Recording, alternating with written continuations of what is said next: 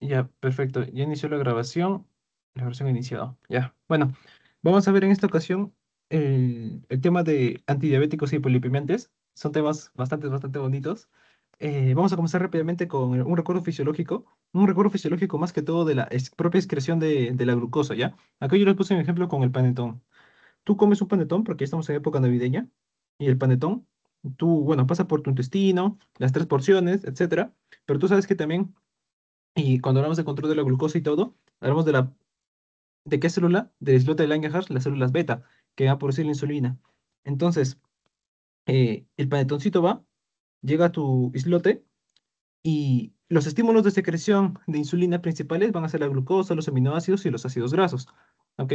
Todos ellos van a inducir la secreción de insulina. ¿Ya?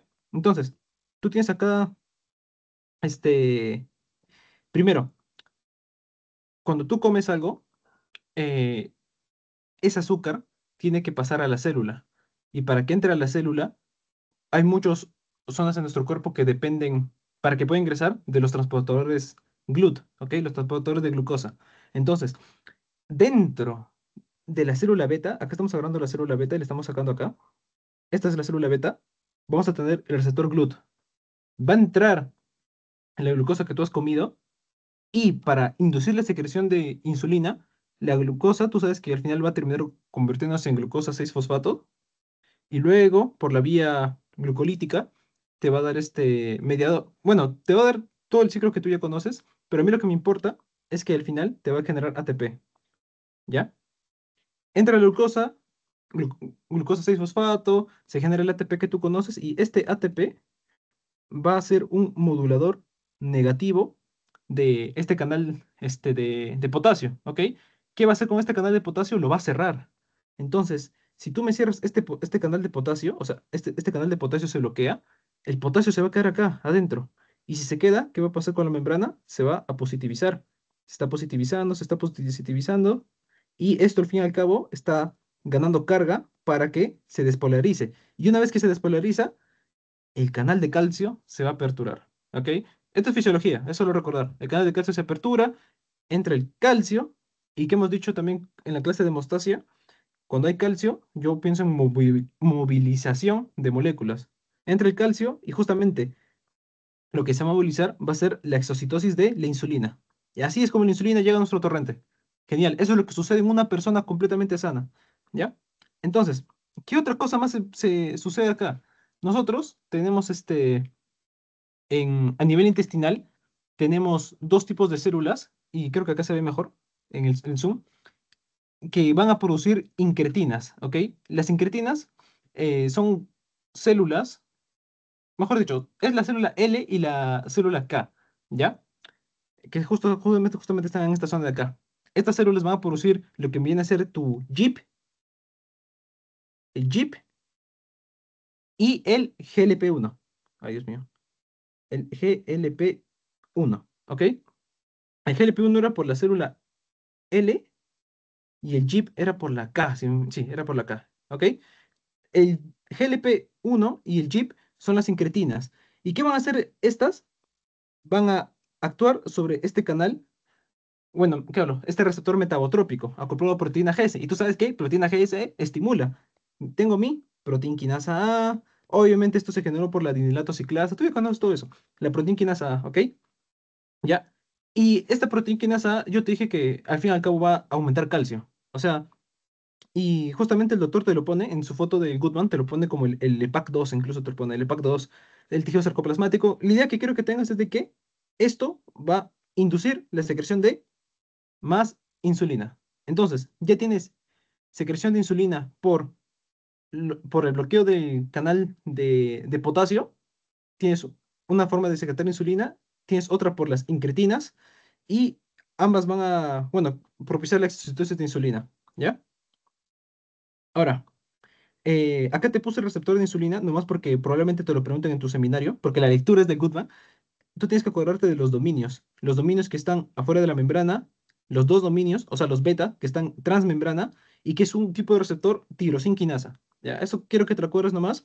Y como puedes ver acá, va a ser muchas funciones, pero como hemos dicho, en el tejido muscular, por ejemplo, lo que va a ser movilizar lo que es el GLUT a la membrana. Porque acuérdate, la insulina no entra, mejor dicho, hay tejidos independientes de insulina, como por ejemplo el cerebro, que ahí la glucosa entra así, ¡pum! No necesita los GLUT, pero hay tejidos como el músculo, el hígado, que van a necesitar la expresión de estos canales GLUT, ¿ok? No importa el nombre ahorita porque eso te lo van a, eso te lo pondrán en bioquímica, ¿ya? El GLUT2, GLUT4, eso te lo pondrán en bioquímica. Lo que quiero que te acuerdes es que una vez que la glucosa llega al receptor de insulina, el transportador de glucosa, mejor dicho, va a inducir la expresión del transportador de glucosa. Y ahí viene el problema en la diabetes, porque muchos pacientes con resistencia a la insulina no expresan este tipo de canales de receptores de glucosa. ¿Ok? Es como si su cuerpo estuviera necesitado de azúcar, pero no es porque necesitan comer más carbohidratos, sino porque su cuerpo no está expresando los canales GLUT suficientes o de buena calidad para que la glucosa pueda entrar, ¿ya? Y bueno, acá te dejo unas funciones que tú ya repasaste en bioquímica. En el músculo, la insulina va a propiciar la gluconeogénesis. Acuérdate, la insulina es anabólico, ¿ok? Ahorrador, entre comillas. En el hígado va a producir la síntesis de proteínas y en el tejido adiposo la lipogénesis, ¿ya? Más que todo lo que quiero que te acuerdes ahorita es esto de acá, lo que estoy seleccionando de rojo, porque acá es donde van a actuar todos los fármacos que vamos a ver, los de antidiabéticos, ¿ok? Acá actúan todos los fármacos antidiabéticos. Vamos a ver que tenemos análogos del GLP-1, tenemos justo esta enzima. ¿Quién se come las incretinas? DPP4. El DPP4, que vamos a ver más adelante, ¿ya? Entonces, si yo inhibo a quién se come las enzimas, vamos a tener más incretinas, vamos a tener más secreción de insulina, ¿ok? Y también tenemos fármacos que van a bloquear el canal de potasio y justo orientalmente los vamos a ver. Bueno, esto rápidamente es la diapositiva que el doctor te compartió. Es básicamente todo lo que he mencionado, esto de acá, solo que con más receptores, más especificado de Goodman. Acuérdate, la producción de ATP bloquea el canal de potasio, la proteína quinasa A y el EPAC2 van a aumentar el calcio y voy a tener más exocitosis de insulina, ¿ok? Y bueno, esto es básicamente el octeto de Omnibus y las formas en las que se puede propiciar lo que es la hiperglucemia, ¿ya? Aquí ya te están mencionando los fármacos, que más adelante vamos a ver. Y bueno, el tratamiento de la diabetes tiene que ser un eje, así como el tratamiento de insuficiencia cardíaca, tiene que ser un eje completo. Aparte del control glicémico, tiene que haber un cambio de estilo de vida y obviamente es un factor de riesgo, ya que creo que te acuerdas de esto, porque el doctor ya te lo mencionó en su clase, yo sé que sí. Para factores de riesgo de corazón, tú tienes cuatro principalmente: hipertensión arterial, dislipidemias, diabetes y tabaquismo, ¿ya? Tabaquismo. Esto ya lo tocamos, dislipidemias y diabetes lo vamos a ver ahorita, y te aumentan el riesgo de eventos cardíacos, isquémicos. En general, esos son los factores de riesgo principales. Y es por eso que una persona, un paciente, no te va a venir solamente con hipertensión arterial. Ya el daño endotelial conjunto con una posible diabetes va a aumentar. Entonces, el ejemplo que el doctor Yataco dio en nuestro año fue un paciente que te viene con diabetes, ya te viene con un factor anginoso importante. Entre comillas, es como si el paciente con diabetes ya hubiera sufrido un infarto con anterioridad. Muy entre comillas, para tratar de recalcar la importancia de esto como factor de riesgo cardiovascular. Entonces, vamos a comenzar de golpe con las biguanidas. Chicos, este es el fármaco que van a ver siempre en su vida, en el hospital también. Biguanidas y su fármaco, por decirlo, el que más se van a correr es la metformina, ¿ya? La metformina. Ahora, yo les he puesto un poco más de texto porque el día martes van a tener un pasito y espero que alguno de estos datos les venga. También les voy a pasar el pasito de mi ciclo más adelante. Pero bueno, tenemos a metformina, ¿ok? Acá lo que quiero que se acuerden es que no se metaboliza ni se una proteínas y solo interacciona con transportadores.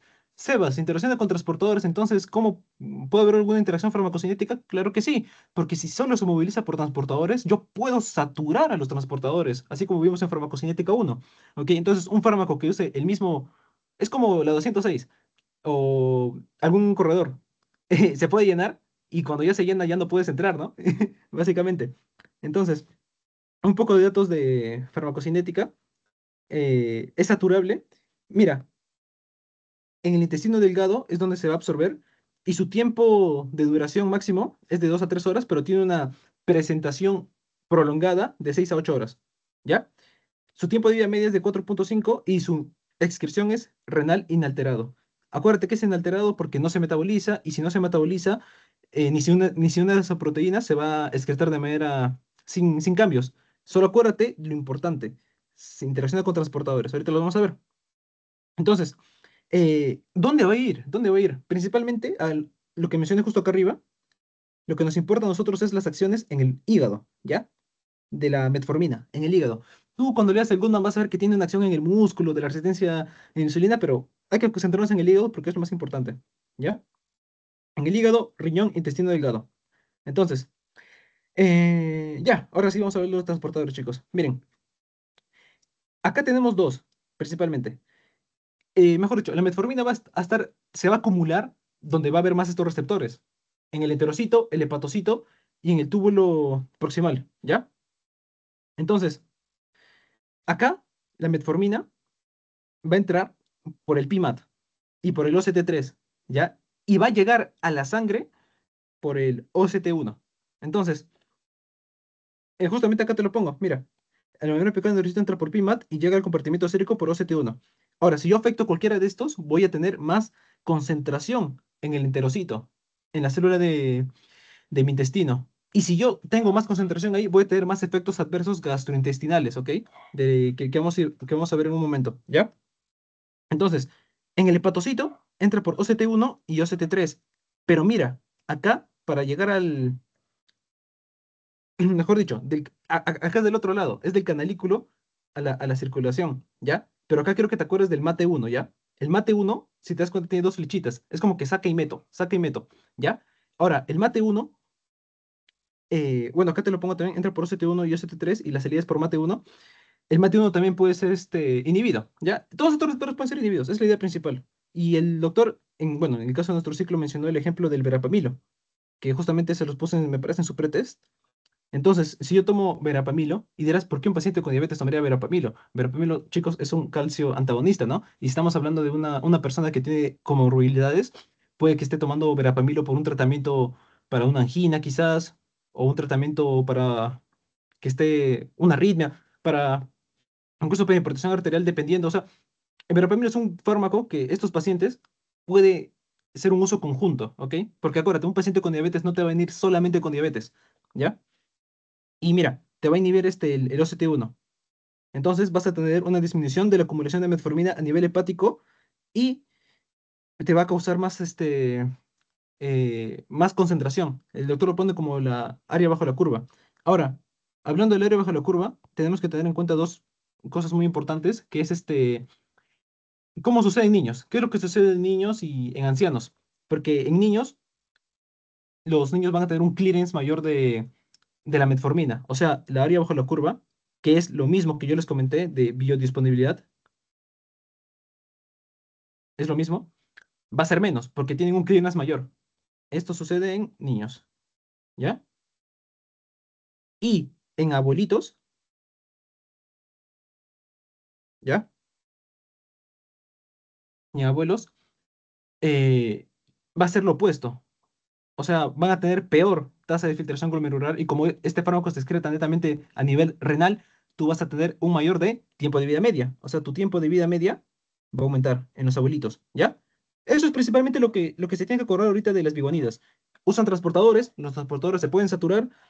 En niños su clearance es mayor y en abuelos obviamente es peor. Ahora, ya les expliqué lo enterocito y lo potocito, ahora vamos acá a la célula tubular, ¿ok? Chicos, miren, todos estos fármacos, estos de acá, lo han preguntado en pasito presencial, en el pasito de seminario, ¿ok? A mí me gustaría que sí se lo acuerden. A mí me preguntaron y quiero que le echen un ojo porque probablemente les ven en su pasito, ¿ya? Bueno, acá tenemos fármacos dolutegravir. Vamos a ver esos fármacos en antirretrovirales.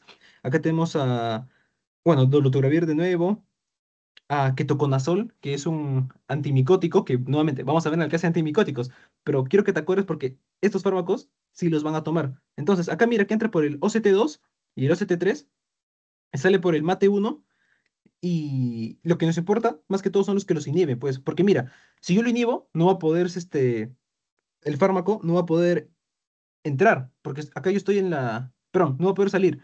Entonces, si yo inhibo al transportador con el que sale, pues se va a acumular. Y si yo inhibo al transportador con el que entra, no voy a tener la concentración plasmática para mi efecto terapéutico, que en este caso es bajarme la hemoglobina glicosilada. ¿Ya? Esa es la idea. Por eso, acuérdense nomás de los fármacos. Ahora, ¿cuál es el mecanismo de metformina? ¿Por qué metformina es primera línea? De chicos, de hecho, metformina es primera línea para el tratamiento de la diabetes. Uno de ellos es porque afecta directamente al metabolismo mitocondrial, ¿ok? Al complejo uno y, bueno, principalmente al complejo uno, ¿ya? Y un poco menos al complejo 4, ¿ya? Tenemos esta enzima, entonces, básicamente la va a inhibir, chicos. Y cuando inhibe esta enzima, nosotros vamos a tener acumulación de NAT en su forma reducida, o sea, el NADH, ¿ok? Esto lo hace en el complejo 4, ¿ya? Y eso va a propiciar que aumente la producción de lactato y piruvato. Ahora, ¿qué hace el complejo uno, chicos? Ustedes saben que el complejo uno, este, bueno, el doctor, ¿cómo lo menciona?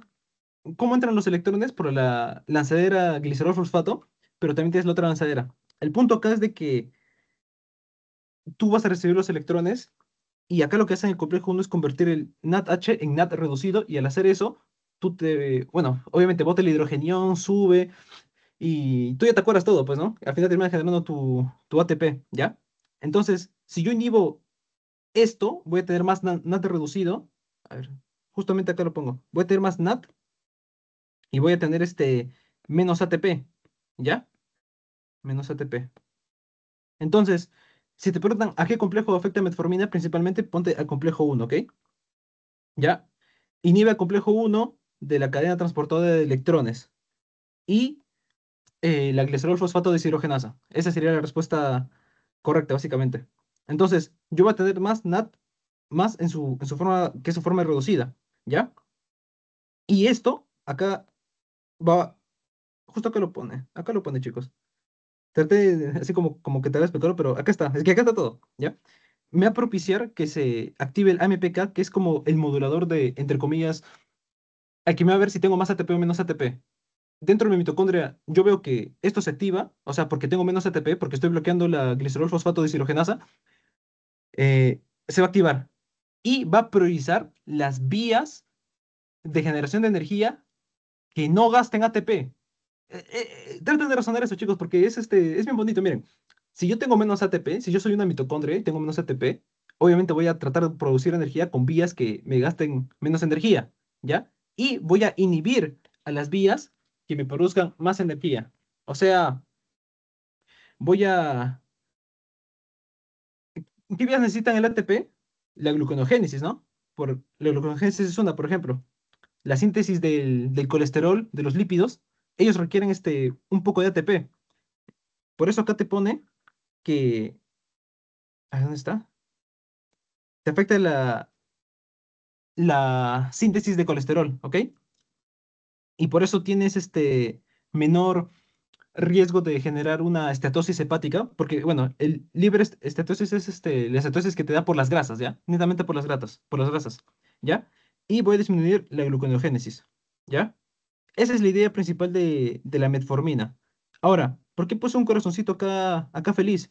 El doctor menciona un estudio que es el UKPDS, si mal no recuerdo, y te menciona que metformina, en los 10 años del estudio, ha demostrado tener beneficio a nivel microvascular y macrovascular.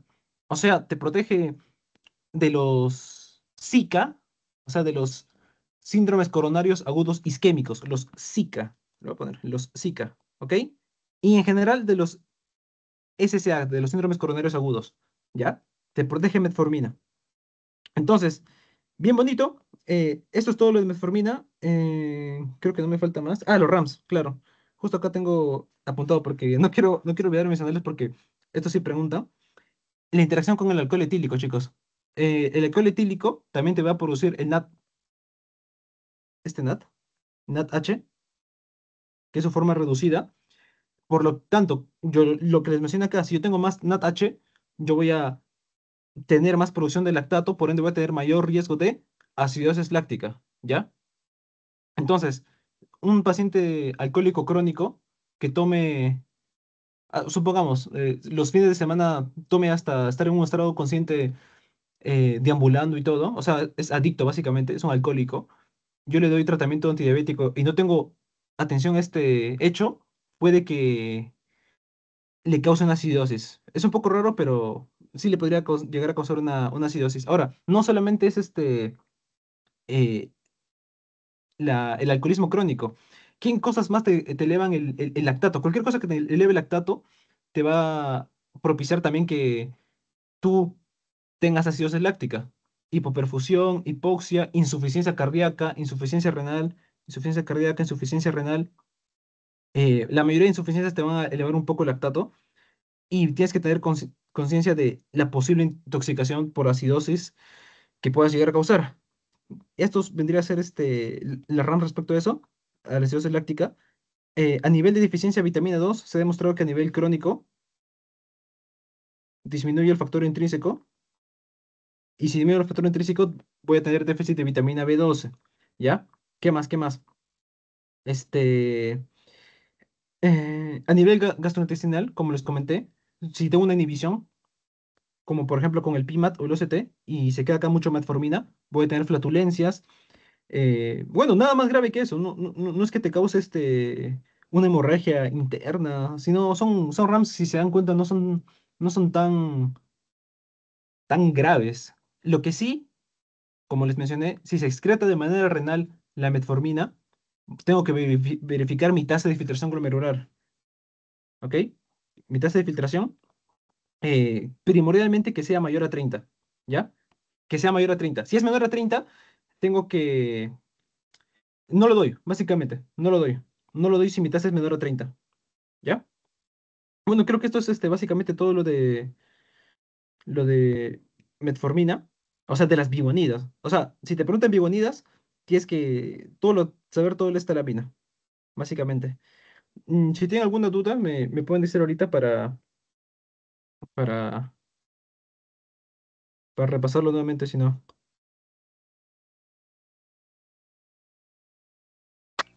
Si me das un favor, ¿me puedes explicar un poco mejor lo del OCT, de cómo entra y todo eso?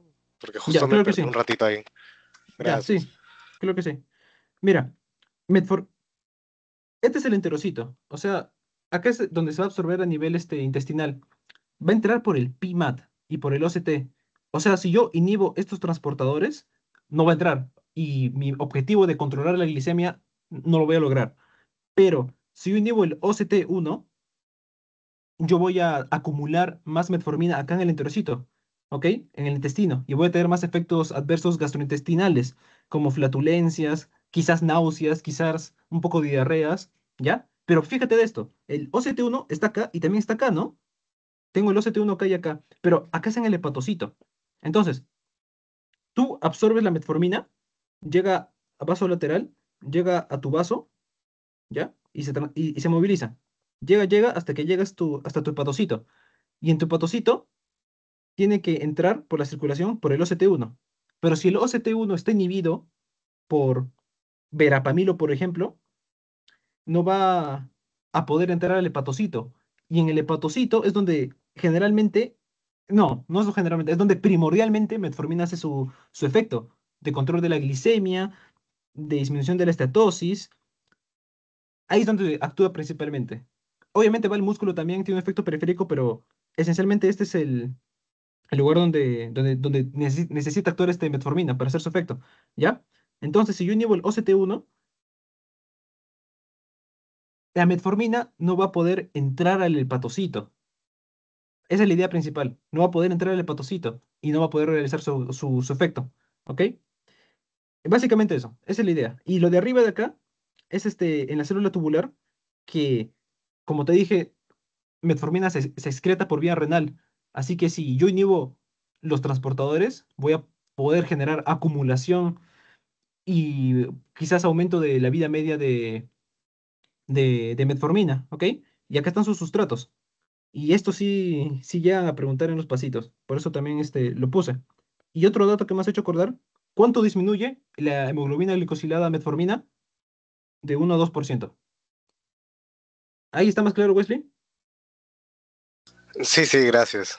Ya, perfecto, perfecto. Perfecto, chicos. Ya, ya. Vamos a pasar rápidamente a los secretagogos, que sería el otro grupo. Acá tenemos a las sulfonilurias y a las meglitinidas, ¿ok? Son dos grupos. Ya. Acá lo más importante de prestar atención a esto y que sí, y que seguro les van a volver a preguntar es su mecanismo de acción en los sur, ¿ya? ¿Dónde queda esto, chicos? Queda acá arriba, en el canal de potasio que les comenté. Acá. O sea, nuevamente para recordar, cuando yo tengo ATP, el ATP va a modular negativamente el canal de potasio. El potasio se va a acumular, me va a despolarizar la célula y se van a aperturar los canales de calcio, va a entrar calcio y voy a exocitar insulina. Entonces, actuando acá es como actúan los secretagogos, ¿ya?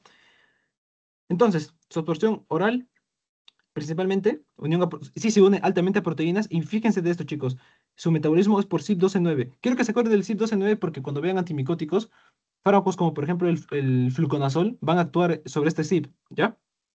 Y ahí les pueden jugar con una pregunta de interacción farmacológica, que fijo les van a hacer. Ya. Ahora, luego tenemos las meglitinidas, que bueno, solo son dos, la repaglinida y la nateglinida, y acá están los CYP por los que se metabolizan. Ahora, lo que importa, el mecanismo de acción, ¿ya? Estos fármacos van a actuar en el canal de potasio, en la porción sur, y acá quiero que se acuerden, y por eso acá está. El sur uno tiene afinidad, o sea, se expresa más en la célula beta pancreática y el SUR2 está más en el tejido cardiovascular. Y ya con esto tú sacas la justificación de la RAMS. ¿Por qué? Porque se ha demostrado de que SUR2 en el tejido cardiovascular está asociado, esto es una teoría, obviamente, aún no está 100% confirmada y creo que el doctor también se los mencionó así, que tiene una protección de preacondicionamiento isquémico. Justamente acá está. Preacondicionamiento isquémico. ¿Ok? Ese es el SUR2, a tejido vascular. Y el 0,1 es el que me importa a mí porque es el de la célula beta pancreática. Entonces, Sebas, si yo tengo un secretagogo que me va a inhibir no selectivamente el SUR1 y SUR2, ¿voy a tener efectos adversos cardiovasculares? Sí, vas a tener mayor probabilidad de tener efectos adversos cardiovasculares por la inhibición de SUR2. Esa es la idea. Yo inhibo SUR2, afecto al corazoncito. ¿Ya? Es como la COX-1 y COX-2, no sé si se acuerdan, ya, un poco similar. A mí lo que me importa es que afecta al SUR1, ¿ya? Entonces, justamente acá, mira, acá te pongo también, glibenclamide inhibe al SUR2, por ende inhibe al precondicionamiento isquémico más riesgo de MACES. Glibenclamida. Te pueden preguntar eso también. De los secretagogos, ¿cuál es el que tiene más riesgo de MACES? Glibenclamide, ¿ya? Entonces, justamente acá está en este cuadro. Glibenclamide tiene acción en el SUR-A, ¿ya? Y acá quiero que te acuerdes de los que son más seguros, ¿ya? De las sulfolinurias, el más seguro es gliclazida. Es gliclazide, perdón, gliclazide. A ver, ya creo que ahí se puede ver. Ya, chicos, miren, hemos dicho que SUR-A, perdón, hemos dicho que el SUR-1 es de la beta pancreática, ¿no? Y si se dan cuenta, el SUR-1 solo tiene un espacio A. El SUR-B no tiene el A. ¿Ya? El sur 2 que es cardiovascular, voy a poner un corazoncito, no tiene la A, le falta, le falta el A. Entonces, si mi fármaco, como gliveclacid, está actuando justamente en el A-site, o sea, en el sitio A, solo va a alterar al sur 1, o sea, va a tener selectividad por la célula beta pancreática, va a tener menos efectos adversos cardiovasculares. Por eso te dicen que glibenclamide es el que más, por coger al B, es el que más riesgo cardiovascular te puede dar. Pero hay algo más que te da glibenclamide, el efecto del EPAC2. Chicos, acá arribita les puse la proteína quinasa A junto con el EPAC2 van a aumentar el calcio dentro de la célula beta pancreática y van a secretar más insulina. ¿Qué quiere decir esto, Sebas? Que los secretagogos, específicamente glibenclamide, va a tener mayor riesgo si secreta más insulina.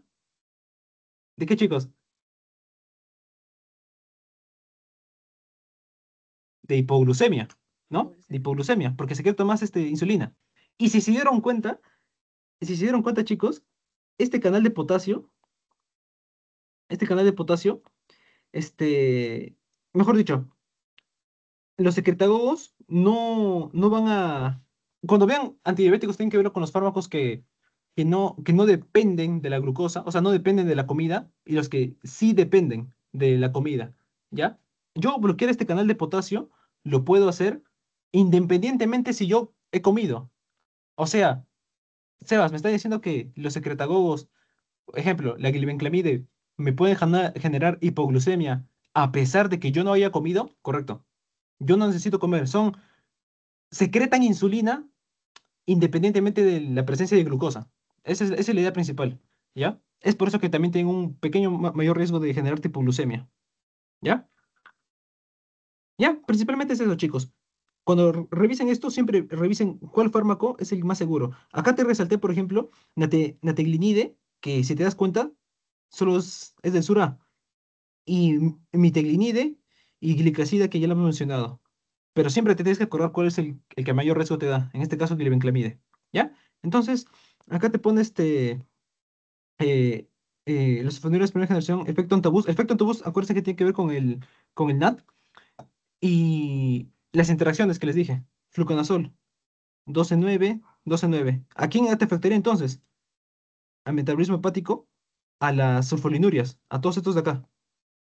Nuevamente, fluconazol es un antifúngico. Lo vamos a ver más adelante, pero fluconazol tiene varios, así como la rifampicina, tiene mucho muchas interacciones farmacológicas. Ahora, etanol por el aldehído deshidrogenasa y todo, también te va a reducir la gluconeogénesis y arriba también hemos visto que también no se puede usar con metformina, ¿ya? Ahora, este cuadro de acá, el doctor probablemente les ha explicado varios detalles. Acá es lo que yo quiero resaltar. Primero que nada son los metabolitos activos. Miren, glibenclamida, si se dan cuenta, estos dos, glibenclamida y glimepirida, son los que tienen metabolitos activos, ¿ya? Gliclazida y glipicida no tienen metabolitos activos. Esa es la primera diferencia, ¿ya? Glibenclamida, el tiempo de vida media de sus metabolitos más larga que el fármaco original, hasta 10 y 16 horas. Mientras tanto, de la glimepiride es solo un tercio, ¿ya? O sea, un tercio y su duración es variable. ¿Qué más podemos buscar acá? La excreción renal, chicos. Miren, ajuste de dosis y ajuste de dosis. Glibenclamide y glimepiride. Entonces, chicos, bueno, y este es el efecto del EPAC que les comenté, pues. Actúa en EPAC y básicamente voy a tener más excreción de insulina, voy a tener más riesgo de hacer hipoglucemias. Entonces, mayor riesgo de hipoglucemia de esta familia de los secretagogos, las sulfolinurias, glibenclamide. ¿Ya? Glibenclamide. Ahora, chicos, un datito para su vida. Glibenclamide, bueno, glibenclamida es lo mismo que gliburide. ¿Ya? Es lo mismo que metamizol y dipirona o paracetamol y acetaminofén. Es lo mismo, ¿ya? No se me vaya a confundir porque en el examen yo me acuerdo que yo lo había pedido por glibenclamida y lo di gliburide, me quedé así pensando, para que lo tengan de datito, ¿ya? Glibenclamida. Bueno, y las duraciones, chicos. Glimepiride es el que más dura, ¿ya? Glipizide puede llegar hasta las 18 horas y glipizida podría llegar solo en su formulación de liberación retardada, ¿ya? Ya, básicamente sería eso, chicos. Mm, ta, ta. Ya, chicos, ¿de acá tienen alguna duda? Este cuadro sí o sí es para que lo lean para su seminario, pero por eso traté de resaltar lo más interesante a nivel farmacocinético. Por ejemplo, acá te ponen que el tiempo de vida media de glipizida no es clínicamente significativo. O sea, no me importa. Y acá, glimepirida, el riesgo de hipoglucemia es intermedio bajo, menor que glibenclamida. O sea, yo puedo dar más glimepirida y el más peligroso tú ya sabes que es glibenclamida. ¿Ya? Básicamente esa es la idea. un like, chicos, o algo para avanzar al siguiente grupo, porque esta clase va a ser un poquito larga, porque también tenemos que ver un poquito estatinas, y estatinas sí es un poco modesto. Ya, perfecto. Ya, vamos a las tiazolidinianas. Ah, por cierto, chicos, este texto se lo dejo para que le den una leída rápida. Es más, todo lo que estoy hablando realmente está en el texto y para que lo complementen, ¿ya? Bueno, tiazolidinionas es el siguiente grupo que vamos a ver. Acá te disminuye la, la hemoglobina glucosilada en 0,5 a 1,2, ¿ya? Y el fármaco que quiero que te acuerdes es pioglitazona. Realmente porque el otro fármaco, me parece que era rosiglitazona, se retiró del mercado, ¿ok? El que te importa ahí es pioglitazona, nada más. Y pioglitazona, ¿qué es lo que va a hacer? Va a actuar sobre el PPAR gamma, ¿ok? El PPAR gamma.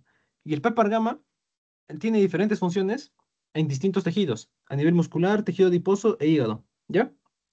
A nivel muscular, va a aumentar la expresión de la translocación de GLUT4, que es lo que justamente hablamos al inicio, que yo les dije que al final la glucosa no puede entrar a varios tejidos, necesita que lo voy a poner rápidamente, esto de acá, chicos, necesita que el transportador se exprese en la membrana para que luego la glucosa pueda ingresar, ¿ya?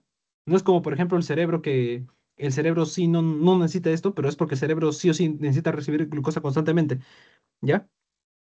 En el músculo no, en el músculo necesita el ingreso por GLUT4, ¿ya? En el tejido adiposo, ¿qué es lo que va a hacer? Aumento de lipogénesis y reducción de lipólisis. Lipogénesis. Entonces, Sebas, si estoy acumulando grasa, porque lipogénesis, generación de lípidos, ¿no? Entonces, ¿qué RAM me podría dar? Aumento de peso. Es lógico, es lógico. ¿Dónde están las RAMs? Acá los puse. Bueno, creo que no puse las RAMs acá, pero se los digo de una vez.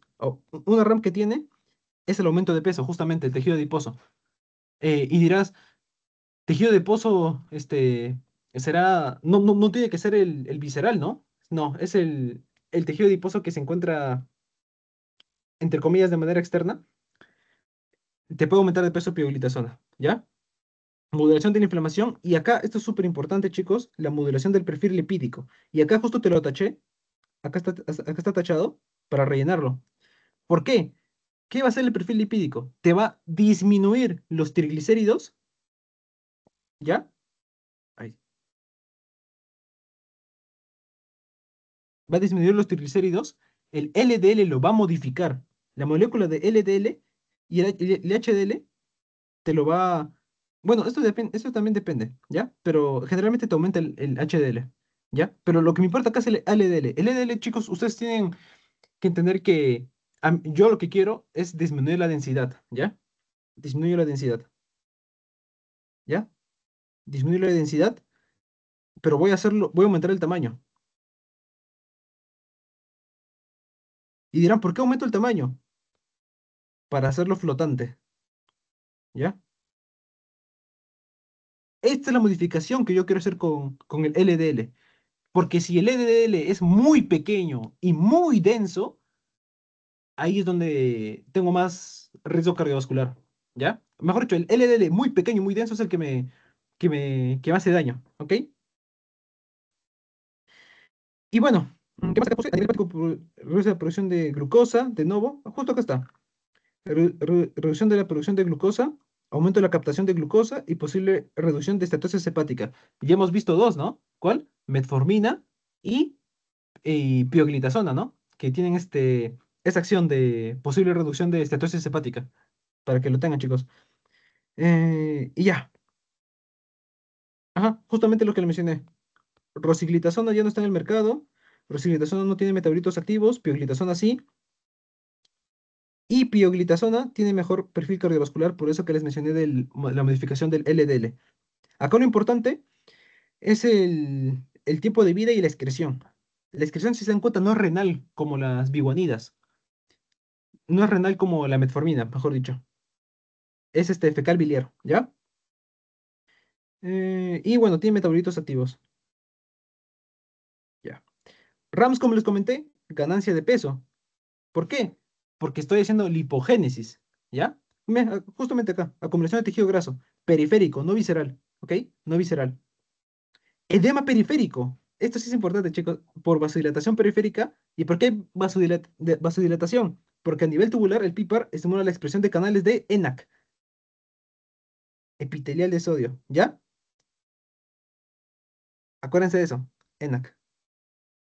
Entonces, si yo tengo más ENaC, voy a retener más sodio. Y si yo jalo más sodio, jalo más agua. Por ende, tengo más riesgo de yo edematizarte por aumento de la presión hidrostática. ¿Ya? Fracturas son RAM tipo D, no tiene nada que ver con la dosis ni eso. Y el cáncer de vejiga, que es una RAM tipo C, solo aumenta el riesgo cuando la dosis se asocia a más de 28.000 miligramos en un periodo de 24 meses. ¿Ya? Y bueno, las contraindicaciones son insuficiencia cardíaca. ¿Por qué, Sebas? ¿Por qué no lo puedo usar en insuficiencia cardíaca?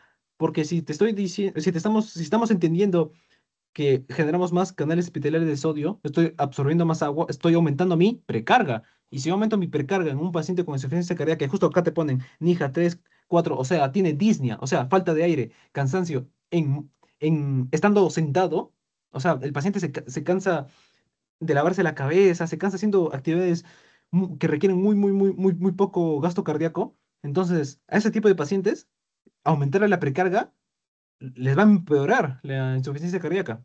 Por ende, está contraindicado. ¿Ya? Y bueno, eso es las tiocilidinonas. Quiero que se acuerden del edema periférico, de las RAMS, del perfil lipídico, lo que hace el perfil lipídico y la excreción biliar. Y bueno, que rosiglitazona no está en el mercado. ¿Ya? Ahora, los inhibidores de la alfa-glucosidasa, que si se dan cuenta disminuye menos la hemoglobina glicosilada. Estos fármacos no están en Perú y no creo que los vean. Yo no los he visto, no creo que los vea tampoco. El representante tienes a carbosa. Y bueno, acá el mecanismo de acción se explica. Si se dan cuenta, acá en el enterocito, en las microvellosidades, tenemos a la alfa-glucosidasa que al final va a cortar va a cortar la cadena. La está cortando y acá pasa bueno, corta la molécula y pasa, ¿no? Para que se pueda absorber. Pero acá el problema, mejor dicho, acá el problema, bueno, el problema es que sucede en el intestino, chicos. Ese es el problema. Y no por su función, sino porque justamente las RAMs que te da son relacionadas a las gastrointestinales. Su excreción es fecal, pero su metabolismo es por fermentación de bacterias. Y si ya te estoy hablando de fermentación, tú piensas fermentación, piensas en gases, en flatulencias. El abdomen de ese paciente debe estar así todo distendido, timpánico. Tú agarras con tu mano tus dedos y le pones así una tac, tac, como si fuera un tambor. Timpánico, lleno de gases. ¿Ya? Eso es básicamente lo que hace. Por ende, no va a poder usar una enfermedad inflamatoria intestinal, obstrucción intestinal y tampoco cetosis diabética, pero principalmente en enfermedad inflamatoria intestinal, ¿ok? Porque si ya de por sí mi abdomen está distendido, lo quiero distender más, sería muy incómodo también para el paciente, ¿ok? Chicos, acá está claro, las tiocilinionas.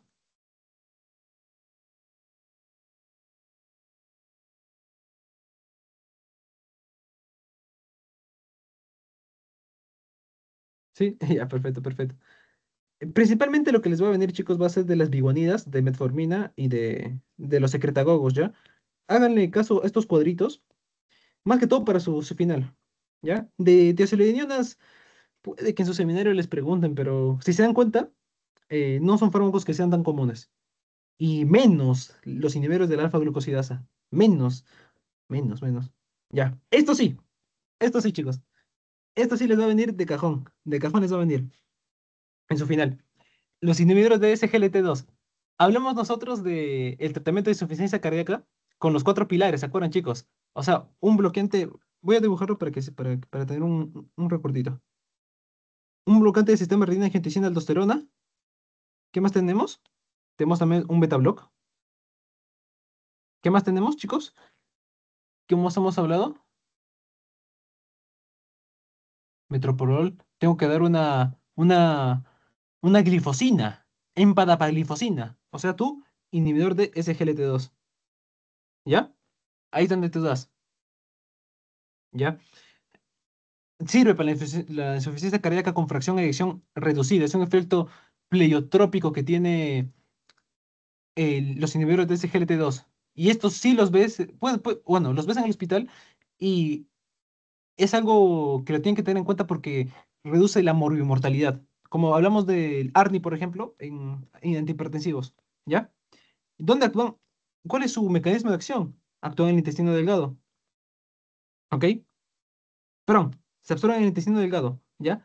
Y quiero que entiendan que este fármaco tú lo absorbes y cuando lo excretas, o sea, lo filtras primero. Y justo te lo pongo. La droga primero se filtra y va a competir a nivel renal por el SGLT2, ¿ya?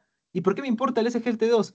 Porque a nivel, a ver, del túbulo proximal, me va a reabsorber el 90% de glucosa, ¿ya? Me va a reabsorber el 90% de glucosa, ¿ya? SGLT1 actúa un poco más distal, pero a mí lo que me importa es el SGLT2, ¿ya? Me va a reabsorber el 90% de glucosa. Entonces, si yo inhibo que me reabsorbe la glucosa, yo voy a tener más glucosa en la luz. Voy a orinar más glucosa. Y si yo orino más glucosa, ese caldo, esa orina, ¿qué va a ser, chicos? Va a ser un reservorio para itus, infecciones de tracto urinario, especialmente en las mujeres. Porque, bueno, de por sí ustedes saben anatómicamente que las mujeres son más predispuestas a tener infecciones de tracto urinario. Esto les aumentaría el riesgo, ¿ok? Y justo acá está. Por ende, mi RAM será infecciones genitourinarias, ¿ya? Y bueno, puedo meterme las cetonas también, cetoacidosis diabética. Bueno, excreción renal, como les comenté. El metabolismo es por glucoronidación, ¿ya? Y miren, beneficios para la nefropatía diabética, ¿ya? Si yo estoy aumentando la concentración de glucosa, que vendría a ser un osmol eficaz en el lumen, voy a generar que mi mácula densa perciba que estoy excretando más moléculas como el sodio y va a hacer una retroalimentación entre la mácula densa y, y la arteriola aferente, ¿ya? Vamos a buscar eso, ese tipo de retroalimentación lo buscan. Es un gráfico bien bonito, yo no lo puse, pero lo que va a terminar generando va a ser la secreción de adenosina. Perdón. Sí, adenosina. Está bien, chicos. No, no me equivoqué. Secreción de adenosina, ¿ya? Y esto va a contraer la arteriola aferente y va a producir una menor presión. O sea, va a disminuir la presión de filtrado glomerular un poco. Y esto es bueno porque puede ayudar a los pacientes a que no progrese su fibrosis, ¿ya? Su fibrosis glomerular, ¿ya? Esa es la idea, la disminución de la progresión y tratar de disminuir también la proteinuria, ¿ok? Ese es el efecto renoprotector. Pero fíjense de esto, chicos. Y ya, antes de mencionar ese gráfico, quiero mencionarles acá también los beneficios cardiovasculares que mencionamos. Entonces, si yo estoy jalando más agua en la orina, estoy disminuyendo la precarga. O sea, va a ser bueno. Más natriuresis, disminución de volumen, bueno para la insuficiencia cardíaca de fracción de eyección reducida. Mejora el metabolismo hepático por el uso de cetonas. Ese es bueno, esto sí mm, tienen que memorizárselo por el riesgo normal, por el único riesgo que te puede dar citocidosis diabética. Pero esto mejora el. A ver, el corazón usa primero ácidos grasos, chicos. Eso tienen que acordarse. El corazón usa ácidos grasos como principal fuente de energía. En una etapa de isquemia, de falta de oxígeno, ahí recién comienza a usar carbohidratos, ¿ya? Y uno de esos metabolitos que usa el corazón aparte de los ácidos grasos y los carbohidratos, también llegan a ser las cetonas. No quiero entrar en profundidad mucho eso porque no es la clase también de fisiología, pero tengan en cuenta eso, ¿ya? Que mejora el metabolismo cardíaco. Perdón, hepático. Cardíaco también por, por la propia naturaleza. A ver, ¿cómo lo podría explicar, chicos? Cuando lleven cardio, la propia reducción de azúcar va a mejorar el metabolismo cardíaco porque acuérdense que el corazón se alimenta principalmente de ácidos grasos. Quiero que se queden con esa idea nomás porque profundizar en eso ahorita no va a dar el tiempo, ¿ya? Ahora, inhibidores duales, sotaglifosina, o sea, me puede inhibir el uno y el 2. Preferentemente no lo voy a usar por eso. ¿Y qué más, qué más, qué más? Y ya, esto de acá. Ya, chicos, este cuadrito de acá, creo que se lo memoricen porque muy probablemente les pregunten. Acá tengo que pensar en los números rojos y los números azules, ¿ya? Si veo el número azul, yo pienso que con esta tasa de filtración glomerular, porque de eso trata el gráfico, con esta tasa de filtración glomerular, yo voy a poder dar el fármaco y voy a poder obtener los beneficios de control de la glicemia, ¿ya? O sea, yo me ponen paciente con tasa de filtración glomerular de 35, ya, con diabetes, eh, quiero darle un inhibidor de SGLT2 porque aparte también tiene insuficiencia cardíaca de fracción de eyección reducida. Así que yo quiero matar dos pájaros de un tiro, ¿ya? Así que yo voy a darle empaglifosina porque me ha dicho que mi paciente tiene tasa de filtración de 35, ¿ya? Y yo quiero darle los efectos de control de glucemia porque tiene diabetes y también los efectos cardioprotectores. Así que yo le doy empaglifosina. Pero Sebastián, ¿qué pasa si el paciente te viene con una tasa de filtración de 25? ¿Le darías empaglifosina? Sí, sí le darías empaglifosina. ¿Por qué? Si bien ya estaría acá en 25, el 30 es mi cohorte para la diabetes, o sea, para el control de la glucemia, ¿ya? Pero cuando llega a 20, hasta que llega a 20, yo voy a poder beneficiarme de los beneficios reno y cardioprotectores, ¿ya? Básicamente esa es la idea del gráfico. Azul es el cohorte donde pierde el efecto de control de glucemia y rojo son los efectos reno y cardioprotectores. ¿Qué quiere decir? Que no me va a controlar o sea, soy diabético, tengo hiperglicemia, no me va a controlar eso, pero sí lo voy a poder usar para mi insuficiencia cardíaca, ¿ya? Porque se ha demostrado que reduce la morbimortalidad junto con el ARNI, junto con el beta block, ¿ya chicos? Y junto con la espironolactona, que justamente acá se me olvidó ponerlo, espironolactona. O antagonista del receptor de aldosterona, espironolactona, ¿ya? Entonces, empadapa glifosina, tienen que estar acá, chicos. Empadapa canaglifosina, ¿ya? Porque les pueden poner un casito. Paciente con filtración glomerular de 30, con insuficiencia cardíaca, diabetes. ¿Qué fármaco le podrías usar? ¿Qué fármaco podrías usar? Empaglifosina también, porque si se dan cuenta, empaglifosina es el que parte desde 30, ¿ya? Por eso, chicos, presten atención a este cuadrito. De hecho, hay una pregunta al final que les dejé, que ahorita lo vamos a resolver, que justamente habla de eso, ¿ya? Entonces, inhibidor de SGLT2, natriuresis, genera adenosina, y al generar adenosina me va a disminuir la presión, como la presión de filtrado glomerular, y a nivel cardíaco va a tener efectos pleiotrópicos, me va a reducir la precarga, me va a mejorar el metabolismo, voy a tener una reducción de fibrosis cardíaca, todo lo de acá, ¿ya? Eso es idealmente lo que tienen que acordarse de los señores de SGLT2. Y claro, los efectos cardioprotectores son pleiotrópicos. El fármaco no se creó para esta finalidad. Y por eso, porque no se creó para esta finalidad, tuvo en el hospital para pedirle que den un SGLT2 a un paciente cardiópata. mm, es un poco más complejo, tienes que llenar más cosas porque no estaba creado para eso. En cambio, a un paciente diabético que le quieren dar, sí, sí le dan normal. ¿Ya? Ya, chicos, ese es el inhibidor del SGLT2. ¿Ya? Bueno, resalté lo más importante. ¿Tienen alguna duda del SGLT2, chicos?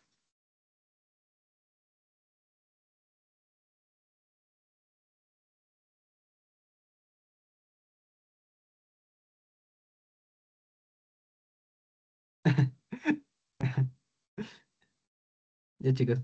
Este cuadrito sí, acuérdense. Acuérdense de los puntos de cohorte. ¿Ya? Nada más. Ahora sí, estos fármacos, chicos, son en la nueva guía de AJA 2025, de hecho los mencionan también. Y no estoy seguro si en la 24 también, pero cuando vean agonistas GLP, piensen ustedes en un paciente obeso. ¿Ya? Los agonistas GLP, sí, te bajan la hemoglobina glucosilada, pero también se ha demostrado que tiene un efecto para el tratamiento de lo que es la obesidad, ¿ya? Me va a ayudar a perder peso, ¿ya? De hecho, justamente acá tengo un dibujo que quiero compartirles. Bueno, voy a tratar de recrearlo más adelante. Pero bueno, el mecanismo de acción se une al receptor GLP-1 y activa la vía MP, la proteína quinasa que ya hemos dicho, y que va a terminar aperturando los canales de potasio, tal, y va a activar el EPAC2. ¿Y qué hemos dicho que hace el EPAC2? Aumenta el calcio y libero más insulina. Ya, acá lo voy a poner nuevamente, que estas son las incretinas, chicos. Acuérdense que esto viene de acá. Tengo la célula L, que me va a generar el GLP, y tengo la célula K, que me va a generar el GIP, ¿ya? Y lo que hace referencia a esa explicación es que actúan en este receptor metabotrópico, me va a tomar la proteína quinasa A, y también tienes al EPAC2, ¿ya? Me va a matar el calcio y voy a generar más insulina. No voy a generar, sino voy a excretar más insulina.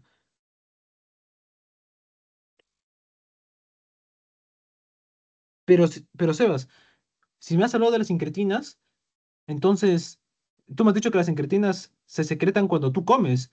Entonces, a diferencia de las sulfolinurias que vimos arriba, a tus secretagogos, estos sí dependerán de lo que yo como. Sí, esto sí depende de lo que tú comes. Y precisamente porque dependen de cuando tú comas, es que, es que van a tener menos riesgo de hipoglucemia. ¿Ya? No reduce directamente, justo cuando, acá te lo pongo. Su riesgo de hipoglucemia es bajo porque no reduce directamente la glucemia. ¿Quiénes te reducen directamente? La insulina. La insulina. La insulina recombinante, la insulina que se ponen los diabéticos en el estómago, esa también te reduce directamente la glucemia, ¿ok? Acá te puse, también para que lo recuerdes, el EPAC2 amplifica la señal de calcio sensibilizando los canales de renadina ante el aumento de calcio citosólico, ¿ya? Y bueno, miren, ¿cuándo yo tendría un riesgo de hipoglucemia con este fármaco? Cuando lo uso justamente con sulfolinurias, que es lo que hemos visto, o con insulina, ¿ya? Entonces, ustedes ya han deducido, entonces, Sebas, ¿es posible usar insulina con sulfolinurias? El riesgo de hipoglucemia sería bastante, bastante alto, porque los dos directamente me bajan la glucosa en sangre. Sería peligroso, chicos, ¿ok? Ya. Y nuevamente, este es el cuadro que el doctor te pone. Acá ya resaltó directamente las diferencias. Mira, exenatide es un péptido sintético, lixenatide es un péptido sintético. ¿Y qué más? Los que están asilados van a tener más tiempo de vida, van a tener más tiempo de vida porque van a resistir a la proteólisis, ¿ya? Acá, por ejemplo, liraglutide dura 24 horas, pero acá que me importa acá es semaglutide que dura 7 días y dulaglutide, su duración de efectos también de 7 días, ¿ya? Hay otro que, ahí está, justamente. Y esto también te lo ponen en el Goodman, chicos, en su lectura de seminario. Y te pueden preguntar cuál de los agonitas GLP-1 se relaciona la fracción FC de la hemoglobina G4 o una fracción de hemoglobina, te pueden poner, describa, y ya tú pones dulaglutida, porque justamente es el único que tiene esa característica, ¿ya? La excreción, si se dan cuenta, son por proteólisis endógena. Pero, ¿cuáles son los que tienen proteólisis endógena? Los que son asilados. Asilado, asilado y asilado. Y lógicamente también el que tiene la fracción de inmunoglobulina, porque al fin y al cabo, esa fracción que es, chicos, es una proteína. Así que, proteólisis endógena, en esos cuatro. ¿Ya? La excreción de exenatida, perdón, va a ser por vía renal. Y de ahí es lo más relevante, básicamente. Miren, acá te pongo una descripción. Las drogas que están asiladas tienen una mayor afinidad por la albúmina. Ese es un dato importante, ¿ok? Acuérdense de eso. Si la asilación tiene más carbonos, su afinidad será más potente. Entonces, ¿cuál sería el más potente acá? El tirzepatida, porque tiene 20 carboncitos, ¿ya? La unión albúmina genera un reservorio que impide que la droga esté expuesta al aclaramiento renal y enzimas proteolíticas. Es por eso que resiste más, ¿ya? Causa una mayor vida media y duración de efectos, sí, es lo que hemos visto arriba. Dulaglutide es una proteína de fusión. Acuérdense, hemoglobina G, frac- la parte FC de la hemoglobina G4. Y mira, semaglutide, además de la acilación, tiene sustitución de aminoácidos. Semaglutide, acilación, Ah, chicos, esto es importante. Esto. Me han hecho acordar. Justamente, ¿qué hechos son? Esto. Semaglutide es la que tiene una presentación por vía oral, ¿ya? y su bioespinal en vía oral es variable. Ya, acuérdense de eso. Su bioespinal de vía oral es variable en su presentación oral de semaglutida.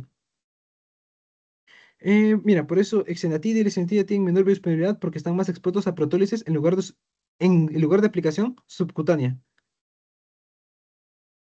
Esto de acá, esto chicos de acá, no sé si está en su diapositiva, porque esto yo lo saqué en parte del Goodman, pero ha venido en el examen, como las primeras preguntas que el doctor compartió, porque el doctor de Taco, acuérdense que recién han enseñado esto este año. Y bueno, Eh, ¿de qué dependen entonces los agonistas GLP-1? De su configuración química, que va a modular la absorción, la afinidad por albúmina y la resistencia a la DPP4. Porque, ¿qué les he dicho acá arriba, en esta diapositiva? Que estas incretinas, el Pac-Man que se las va a comer a GIP y a GLP, el que se los va a comer es el DPP4, ¿ya? El DPP4 se los va a comer. Y dirás, ah, bueno, entonces también puedo inhibir al DPP4. Sí, también puedes inhibir al DPP4. Justamente eso vamos a ver, chicos. Porque ya estamos acabando justo con esta parte, que es bien bonita. Pero antes quiero ver el tratamiento por la obesidad. En su clase del día miércoles, el doctor quizás les mencionó que controla las vías mesolímbicas de recompensa y se puede usar para lo que es el tratamiento del alcoholismo incluso. Sí, acá te pone, va a potenciar las neuronas anorexigénicas e inhibir a las orexigénicas. Es decir, potencia las neuronas anorexigénicas, es decir, las que me van a inhibir el apetito e inhibe a las orexigénicas, ¿ya? Y la vía tiene una vía indirecta y una vía directa, pero a ver si lo puedo dibujar Ay, no.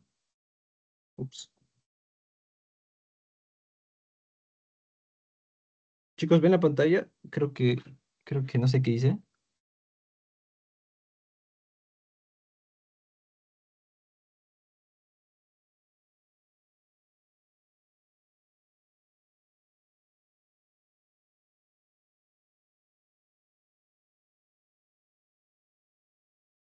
Ay, chicos, perdón, perdón, perdón, perdón. Perdón, chicos, perdón, perdón. Ya, no sé, decía otra cosa. Perdón, perdón, perdón. No sé hacer tanto esto. Quiero añadir una página porque... bueno, ya. ¿Dónde lo puedo hacer? Ya, acá lo voy a hacer ya, chicos, en el índice. Voy a hacer el dibujo ya. Quería hacerlo en una hoja aparte, pero bueno. A ver, hemos dicho que el GLP-1 puede tener efecto central porque actúa sobre esas neuronas que les comenté, o sea, sistema nervioso central, ¿ya? ¿Dónde va a actuar? En los órganos circu, circunventriculados, claro, circunventriculados, ¿ya? ¿Y dónde se encuentran estos órganos, chicos? En la área póstrema, en la área póstrema, ¿ya? ¿Qué más? Yo les he dicho que tienes una vía directa y una vía indirecta, ¿ya? Vamos a hacer primero la vía directa, ¿ya? Acá tú tienes tu área póstrema, sí se ve, ¿no? Sí se ve. Tu área póstrema. Y acá tú vas a encontrar los centros que van a modular lo que son las náuseas y vómitos. Y vómitos, ¿ya? Y luego por el hipotálamo, tú vas a acceder a los núcleos,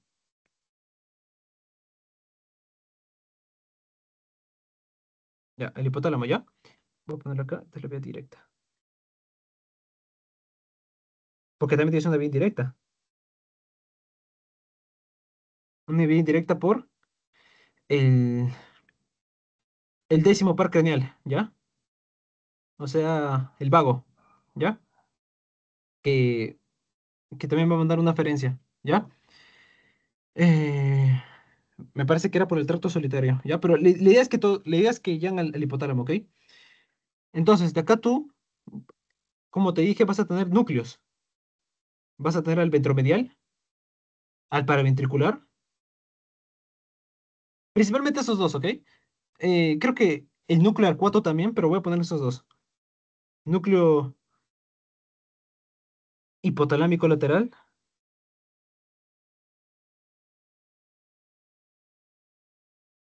lateral, ¿ya? ¿Por qué te lo separo así? Porque estos son los núcleos que tienen que ver con la saciedad y el hambre. Y el hambre, ¿ya?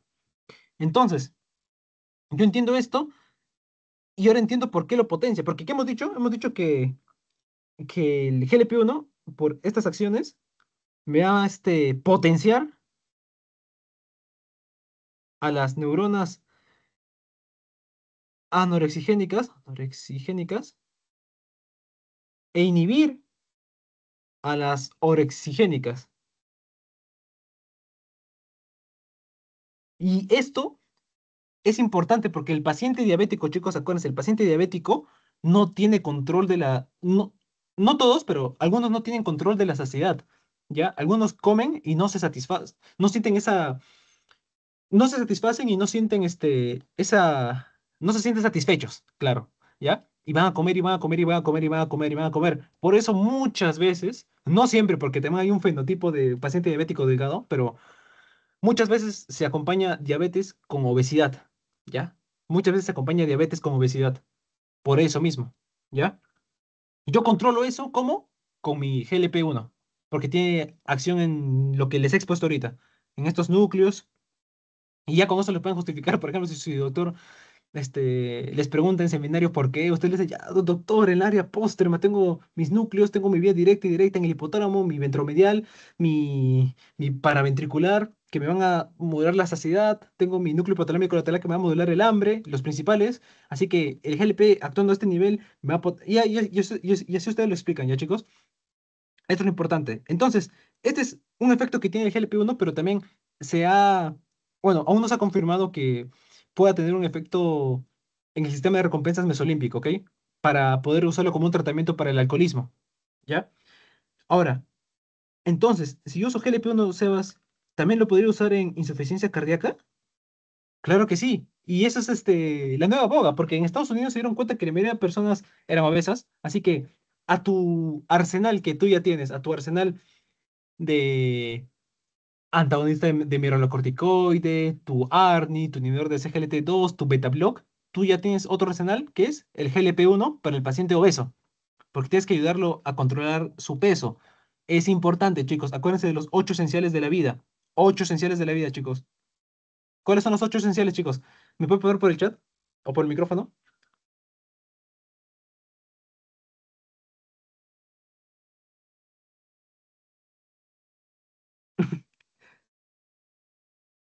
Ya, chicos, entre los 8 esenciales tenemos 4 que tiene que ver el médico y 4 que tiene que ver el paciente. Los 4 que tienen que ver el paciente, que duerma bien, que tenga buena dieta, que haga ejercicio y que no fume, ¿ya?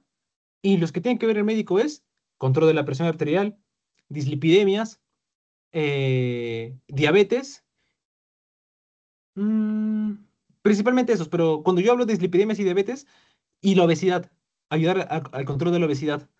Tú ya puedes ayudar a un paciente a controlar la obesidad, no solo diciéndole, no comas, no comas, no comas. Quizás el paciente tiene una afectación a nivel central o algo que le dificulte estar saciado. Y eso también se lo dejo como reflexión, chicos, porque muchas veces un paciente obeso que tiene sobrepeso, muchas veces se le dice, baja de peso, no tienes fuerza de voluntad, baja de peso, baja de peso. Y ya es un trasfondo muy, muy grande en un paciente ya obeso porque no siempre es eso, no siempre es fuerza de voluntad y desde un punto médico hay formas en las que uno puede apoyar, ¿ok? Obviamente siempre de nada sirven los tratamientos si no hay un cambio de estilo de vida. Eso de cajón, ¿ya? Pero bueno, tienen GLP-1 para tenerlo en ese arsenal para un paciente cardiópata también. Bueno, eso era lo que quería mencionarles del GLP-1. Este... esta es la clase de hipolipimentes del doctor. Justo estaba repasando eso para hacer la clase. Ya. Perdón por eso, chicos. No tenía dónde dibujar y me loqué un poco. ¿Ya? Entonces, chicos, esos es los agonistas de GLP-1. ¿Tienen alguna duda de GLP-1?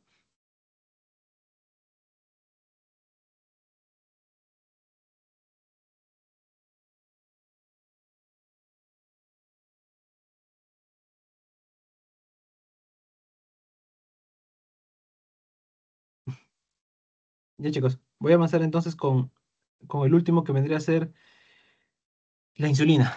Ya chicos, la insulina. Ay, Alexia, ¿me podrías confirmar si sí se me vio y si se me escuchó? O si se me vio y se me escuchó, porfa. Sí, se te escucha, Sebas, todo bien. Ya, ya, perfecto, perfecto. Ya, bueno, en insulina, chicos, vamos a tener los que son análogos formados por la ingeniería genética y la insulina recombinante. Acá lo que, bueno, justamente José me preguntó de esto porque tú para hacer una terapia de insulina, tú tienes que vencer fenómenos fisiológicos. Uno de ellos es el fenómeno del alba y el otro es Somogy, ¿ok? Tengo acá un ojo apuntado porque esto sí es importante.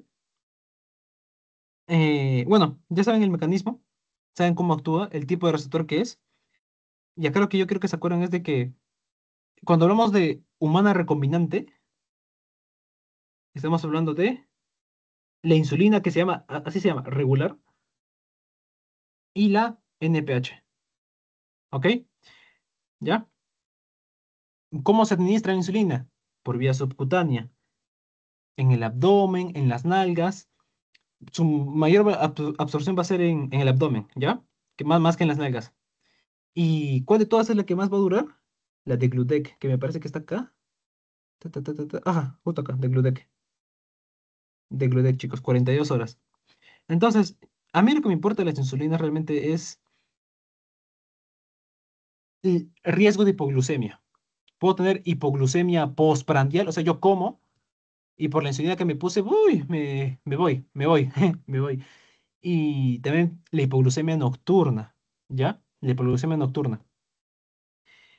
¿Cómo yo esto lo mido, Sebas? O mejor dicho, ¿cómo yo conozco esto? Porque al fin y al cabo, esto es solo ajuste de dosis, no van a ver esto probablemente en fármaco, lo van a ver en terapéutica. Tengo que vencer el fenómeno del alba. ¿Qué es el fenómeno del alba? No sé si ustedes han oído o escuchado que tú en las mañanas tienes un cortisol elevado. De hecho, fisiológicamente aumenta nuestro cortisol para que nosotros nos levantemos. ¿Ya? No solamente el cortisol, sino también aumenta nuestros niveles de glucosa, ¿ya? Entonces, en un paciente diabético que tiene hiperglucemia, yo para poder controlarle bien su glucosa, tengo que vencer el fenómeno del alba. Tengo que llegar hasta ese punto en el que tengo mayor elevación y que la dosis que he dado de insulina sea la suficiente para que no llegue ese pico, ¿ya? Entonces, en un paciente que no le he regulado el fenómeno del alba, yo en el laboratorio, ¿qué puedo encontrar? Voy a encontrar hiperglicemia, hiperglicemia, ¿ya? Y la causa es porque di poca dosis, ¿ya? ¿Y cuál sería la solución? Aumentar la dosis, ¿ya? Aumentar la dosis. Entonces, ese es uno, ¿ya?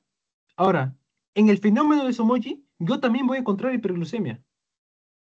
Hiper- hiperglicemia, ¿ya? Pero ¿por qué se da esta hiperglucemia del Somogy? Es por un es por una hipoglucemia nocturna marcada que yo metí en la noche. O sea, yo antes de dormir soy diabético, me metí mi insulina y generé hipoglucemia. Supongamos que todo este es mi sueño, esta línea azul que he hecho. Yo me aplico la insulina y bajo, bajo, bajo, bajo, estoy en hipoglucemia, y por estar en hipoglucemia se me activan mecanismos compensadores, cortisol, adrenalina, y ¡puc! Me aumenta. Entonces yo en la mañana voy a tener hiperglucemia causada por exceso de insulina aplicada en la noche, ¿ya? Exceso de insulina aplicada en la noche. Bueno, y la cosa sería por mecanismos autorreguladores, contrarreguladores.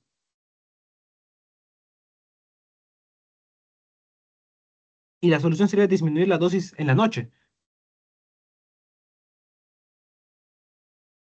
Porque si yo disminuyo la dosis en la noche, yo voy a tener menos riesgo de hacer hipoglucemia. Y si yo no hago hipoglucemia, yo no voy a tener ese pico de insulina en la mañana. No voy a tener esa hiperglicemia. ¿Ya? Esa es la idea. Y bueno, chicos, también recordarles que la insulina va a activar la bomba. potasio ATPasa, entonces va a meter potasio del extra al intra, así como hablamos de los beta agonistas que te van a causar una hipocalemia. Hipocalemia. ¿Ya? Pero no es una hipocalemia porque te falte potasio, acuérdate, es una hipocalemia porque estoy moviendo de afuera para adentro, ¿ya? No es que me falte. Ya, eso es lo principal de la insulina. Y bueno, los inhibidores del DPP4, acá lo importante realmente es que te acuerdes la excreción. El único que se excreta por vía biliar es el linagliptida, ¿ok? Es el único. Y, y mira su tiempo de vida media, más de 100 horas, ¿ya? Y acá es una gráfica. Este es estos vendrían a ser las incretinas sin droga, ¿ya? Y cuando, perdón, esas son las incretinas, ¿ok? Y cuando doy el DPP4, vean cómo aumenta. ¿Por qué aumenta? Y si se dan cuenta aquí dice 1000, porque acuérdense que la secreción de incretinas depende de que yo coma, ¿ya? Que yo coma. ¿Cuáles son los que más me causan hipoglucemia? Insulina y los secretagogos. ¿Por qué? Porque ellos me pueden disminuir directamente el azúcar en sangre, la glicemia. No necesitan el estímulo de que yo coma. Acuérdense eso, por favor, porque es una diferencia muy importante. ¿Ya? Vamos a ver rápidamente lo que son los hipolipemiantes. Los hipolipemiantes, chicos, no les va a venir tanto en su examen, les va a venir solo una pregunta. Y más que todo va a ser de la interacción de gefimvirosilo con alguna estatina, que ahorita lo vamos a ver, ¿ya? Entonces, ¿qué van a hacer las estatinas? Me van a disminuir el HDL, voy a ponerlo acá. Perdón, el LDL. Te van a disminuir el LDL, ¿ya? ¿Cómo te disminuyen el LDL? Inhibiendo esta enzima que está acá, ¿ya? Te inhiben esta enzima y al yo inhibir esta enzima, tú vas a tener menor producción de ácido mevalónico. Bueno, el ácido que es precursor para la síntesis de lípidos. Y si yo tengo menor producción de esto, también voy a producir menos el B, ay, el very low LDL, ¿ya? El, esto, ¿ya? Y también, ¿qué más va a pasar? Si yo tengo menos, así como sucede con los GLUT, voy a expresar más, el hepatocito va a expresar más lo que es el receptor de LDL, ¿ya? Va a expresar más el receptor de LDL. Entonces va a captar más, voy a producir menos y de esta forma yo voy a poder disminuir lo que son el LDL, que es lo que me importa, ¿ya? Porque estas drogas es, es hipolipemiantes estatinas porque se usa en dislipidemias, personas que tienen elevados triglicéridos, ¿ya? Y LDL elevado principalmente. Entonces, tenemos estas dos lipofílicas, atorvastatina, simvastatina, lovastatina, fluvastatina y las hidrofílicas como rosuvastatina. Yo quiero que siempre te acuerdes de atorvastatina y rosuvastatina porque son los que más vas a usar y más vas a ver, ¿ya? Y más para el tratamiento de síndrome coronario agudo que les tengo una diapo justamente más abajo para ya cerrar. Así como cerramos con el SGLT2, lo de insuficiencia cardíaca, para cerrar también lo de síndrome coronario isquémico, el SICA, ya. Lipofílicas, hidrofílicas. Seba, si es lipofílicas, mejor dicho, si es lipofílica voy a tener más efecto adverso porque va a llegar a más lugares, ¿no? Lógicamente. Acuérdense acá, perdón si no lo mencioné, pero acá yo busco que actúe en el hepatocito, ¿ya? Yo busco que actúe en el hepatocito. Entonces, el que es este hidrofílico va a ser afín, más afín al hígado, ¿ya? Ah, cierto. ¿Qué va a ser a nivel hepático?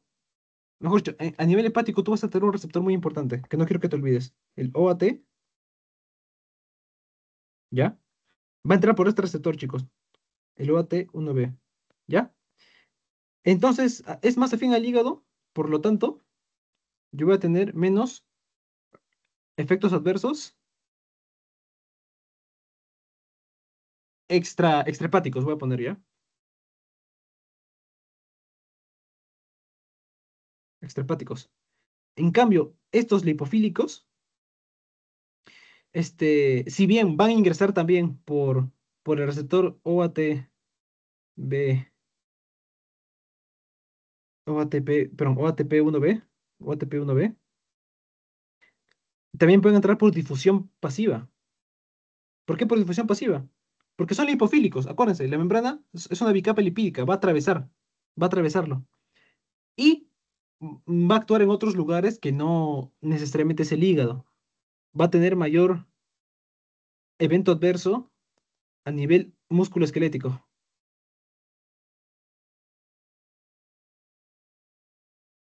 Esquelético, ¿ok?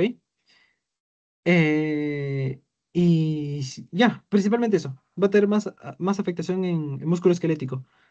Ya. ¿Qué tenemos? Absorción, esto ya sabemos. Metabolismo por CYP3, perdón, CYP450 más 3 a 4 y 12 9. Va a tener alta unión a proteínas. Su distribución tisular va a ser mayor en el hígado. Acuérdate cuál, las hidrofílicas. Y su excreción va a ser fecal y biliar. ¿Ya? Ahora, estos fármacos son, bueno, son, aparte de su importancia farmacocinética, son importantes para estabilizar la placa aterómica, pero eso lo vamos a explicar más adelante. Son profármacos, eso quiere decir que necesitan ser hidrolizados para que puedan tener su metabolito activo, ¿ya? Simvastatina y lovastatina, perdón, simvastatina y lovastatina son esos, son los profármacos, ¿ya? Acá el efecto de alimentos, así como vimos lisinopril y captopril, acá los alimentos en lovastatina los van a aumentar, en fluvastatina los van a disminuir, al igual que pravastatina, y no va a afectar tanto en la atorvastatina. Por eso, atorvastatina es de los que más se usan, de hecho, atorvastatina, junto con rosuvastatina, precisamente porque son no significativos. O sea, la comida no afecta su función, ¿ya? ¿Qué más? El metabolismo de simvastatina y lovastatina va a ser posible 3 a 4, ¿ya? Pero quiero que se acuerden que también se va a metabolizar por glucoronidación, ¿ok? Acuérdense eso, las estatinas también se metabolizan por glucoronidación. Esto es importante porque cuando veamos fibratos, van a ver que hay un fibrato que te inhibe justamente esto y tengo más efectos de afectación en el músculo esquelético, en el músculo, o sea, rhabdomiólisis, o sea, destrucción básicamente de músculo.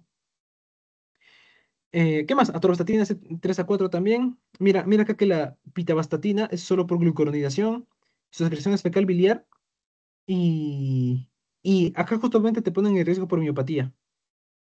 El más seguro, el potencial bajo, te pone que es la pitavastatina, ¿ya? Y los que potencialmente menos te van a causar van a ser rosuvastatina y pravastatina, ¿ya? Pero esto es un menor potencial cuando se usan con fibratos, ¿ok? Porque tú sí puedes usar atorvastatina, ¿ya? Tú sí puedes usar atorvastatina.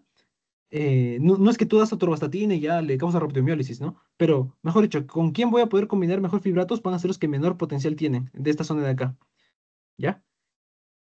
Ya acá, chicos, acá está lo que les comenté. Bien bonito. Acá es donde actúan, les comenté, las estatinas. Ahí está el ácido mevalónico que les comenté. O sea, va a inhibir al final, el efecto final es disminuir el colesterol y el LDL, ¿ya? Pero justamente acá va a disminuir la prenilación de proteínas. Y esto se ha demostrado que es un efecto positivo porque te va a disminuir la inflamación, va a disminuir la proliferación celular y también te va a aumentar el óxido nítrico. Cuando digo aumentar el óxido nítrico me refiero que te va a mejorar la función endotelial, ¿ya? Es lo que va a hacer. Por eso se usa para estabilizador de la placa aterosclerótica. Y ahora voy a hacer un paréntesis y voy a volver acá. Justamente acá está esto. Tú lo que usas para este fin es atorvastatina y rosuvastatina, pero tú no lo usas en dosis bajas. No te aprendas las dosis ahorita, solo te lo estoy mencionando. Atorvastatina en 80 y rosuvastatina en 40 es lo que se usa. Entonces, el tratamiento a largo plazo para un síndrome coronario agudo es dichamente esto. Acá está. Tratamiento antitrombótico, que ya vimos en la clase de hemostasia. Tratamiento hipolipemiante para estabilizar la placa, ¿ya?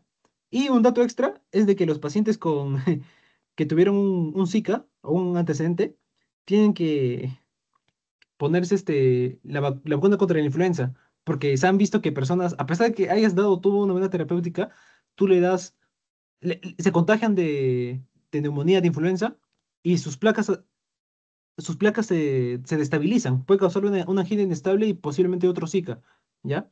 Pero acá llévate la idea de que es importante la estabilización de la placa. Por eso se da atorvastatina y rosuvastatina, ¿ya? O sea, ya el paciente estaría con su aspirina, su clopidogrel, tú ya le das, como tú ya conoces, tu enoxaparina, y tú ya le diste tu rosuvastatina o tu atorvastatina, ¿ya, chicos? Eso ya es para acabar la idea que dejamos abierto en la segunda parte de farmacología, ¿ya? Y bueno, se ha asociado esta ubiquinona, que no la voy a leer porque pronuncio feo el inglés, pero esta es la que está asociada a lo que es el riesgo de miopatía, ¿ya? Entonces, yo lo que les dije arriba fue que lo más importante que se deben acordar es la interacción con genfibrosilo, ¿ya? Porque genfibrosilo va a inhibir el transportador que les comenté, el OAT1B1 y el ASUGTs, ¿ya? Las va a inhibir. Y si yo las inhibo, puede tener más riesgo de rhabdomiólisis, ¿ya? Ujú, ujú. Ya, esto es lo que les comenté, chicos. Reduce el LDL principalmente y los triglicéridos. Y ya, básicamente esos chicos de las estatinas, ¿ya? Es un poco breve, pero a mí me importa que se lleven esto. Para ya cuando pasen a clínicas, que se acuerden de esto, de lo importante que es estabilizar la placa en un paciente. Y nunca se van a olvidar de roso y atorvastatina. Nunca lo van a hacer. Ya. Ahora sí, los fibratos. Los fibratos se usan cuando tú tienes unos lípidos, lo ponen como hipertrigliceridemia grave, porque es más de 1000, ¿ya? Y esto es importante porque cuando tú tienes una hipertrigliceridemia, tienes muchos lípidos, tienes muchos triglicéridos, más de 1000, acuérdate siempre, más de 1000, tú tienes riesgo de generar una pancreatitis aguda, ¿ya? Y van a ver ya en semiología, cuando vean al hospital, que esas pancreatitis son feas y el paciente se te puede morir. Entonces, ¿cuál va a ser su mecanismo de acción? Van a actuar sobre el PPAR alfa. Hemos hablado del PPAR gamma para un fármaco antidiabético que hemos visto ya, las tiosiloidinionas. Acá actúa sobre el PPAR alfa, ¿ya? Y su mecanismo de acción va a ser aumentar el catabolismo de los triglicéridos, reducir la síntesis de VLDL y aumentar el HDL. Y similar a lo que les comenté que hacía la pioglitazona, ¿se acuerdan? Les comenté que al LDL pequeño y denso, aquí es pequeño y denso, yo lo voy a tratar de hacer un poco más grande y menos denso. Y justamente acá te lo ponen, más grande y menos denso, similar a las tiosiloidianas. Pero tú ya te acuerdas de pioglitazona porque es el único. Bueno, no es el único, pero es el que más se usa. ¿Ya? Entonces voy a tener una disminución de triglicéridos y aumento de HDL. Y acá están los fármacos ya para entrar a la parte farmacocinética. ¿Ya? Eh, mejora con la alimentación. ¿Dónde se absorbe? En el intestino delgado. Mejora con la alimentación, algunos, no todos. ¿Ya? Y si yo ya te pongo algunos, lo mejor sería darlos sin alimentos. ¿Ya? El Temax es de 1 a 4 horas, unión a proteínas es alta, la excreción es renal. Hemos dicho acá, de las estatinas de acá, su excreción es biliar fecal. Acuérdate eso. Esa es otra gran diferencia. Las estatinas se excretan fecal biliar y los fibratos renal, ¿ya? Entonces a mí me importa también medir la tasa de filtración glomerular o la creatinina en 24 horas, ¿ya?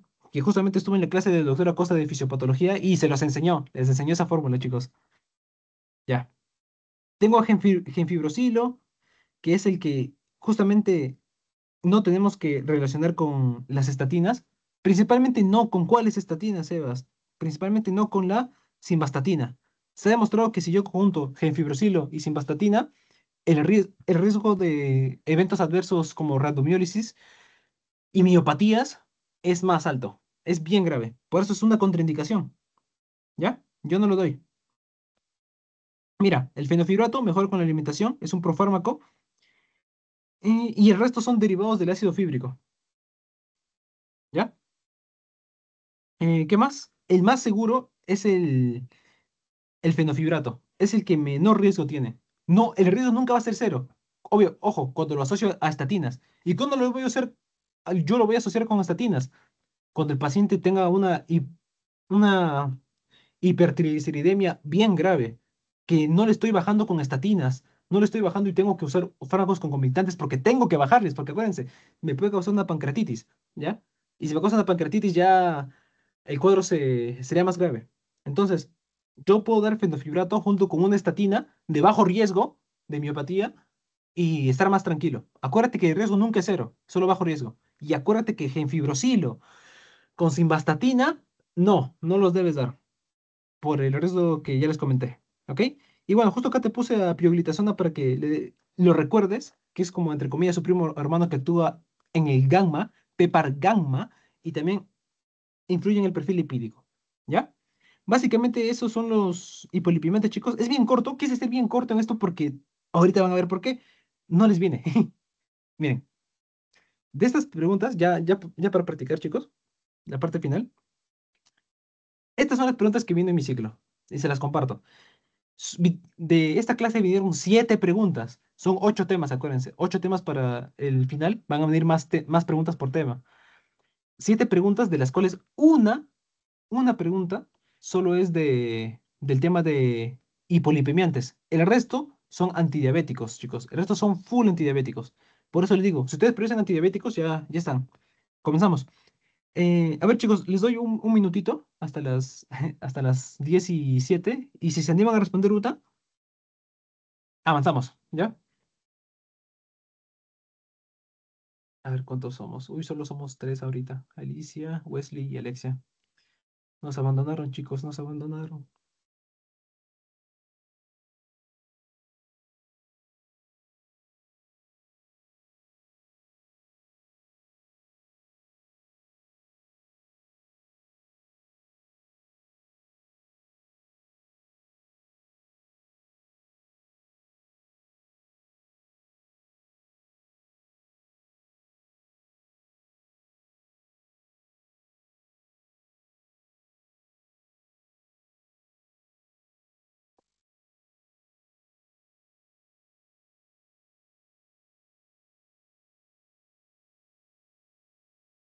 Chicos, vamos a resolverlos.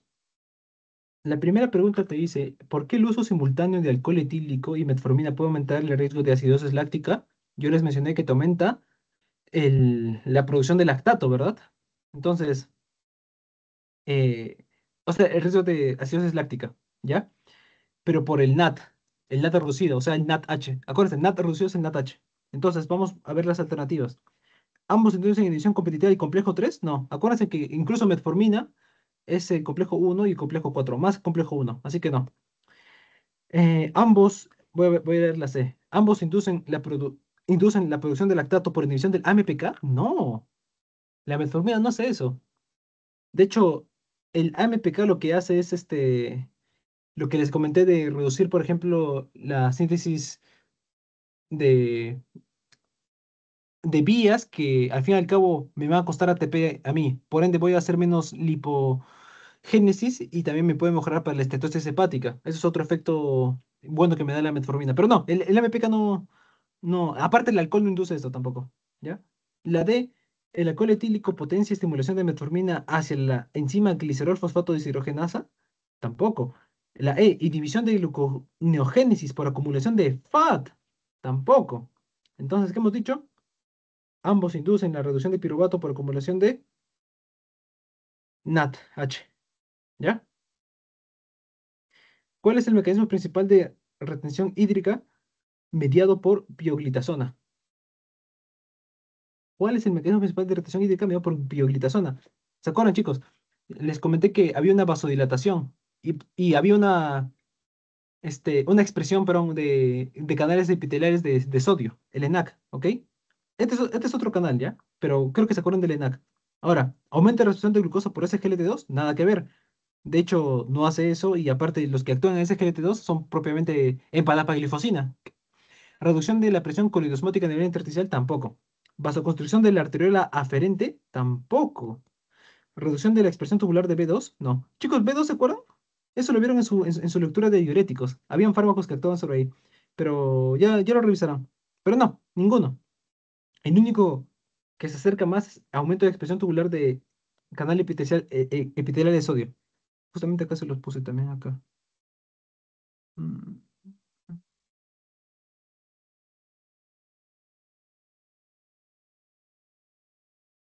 Acá está. Expresión de canal epitelial de sodio. Y podía aumentar la expresión de los intercambiadores de sodio y hidrógeno. Ah, justo acá está, también se los puse. Intercambiadores de sodio y hidrógeno, que justamente es el de acá. ¿Ya? Entonces, ya tenemos la 2, ahora la 3. ¿Por qué el ginfibrosilo se asocia a mayor riesgo de miopatía inducida? Acuérdense. ¿Por qué? Porque inhibe al... ¿Ahí dónde lo puse?